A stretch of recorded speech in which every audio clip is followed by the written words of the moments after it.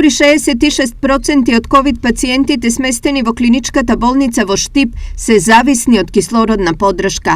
Од вкупно хоспитализирани 86 пациенти, 57 се на кислород.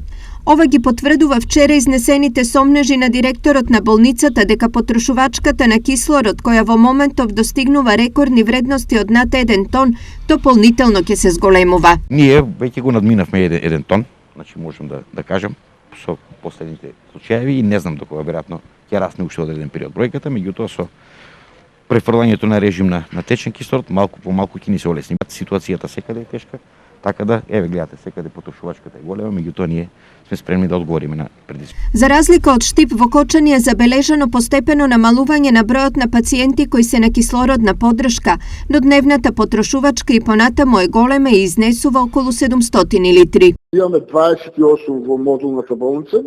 Од тие 12 се денешниот извештај на оксигенска поддршка на кислород.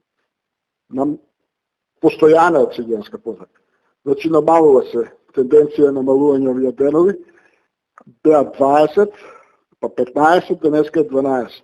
Заклучно со вчерашниот ден во општините од Истокот активни се 1311 ковид случаи, од кои 114 се на болничко лекување, а останатите на домашно. Од почетокот на пандемијата до сега битката со COVID-19 ја изгубија 352 лица од регионот.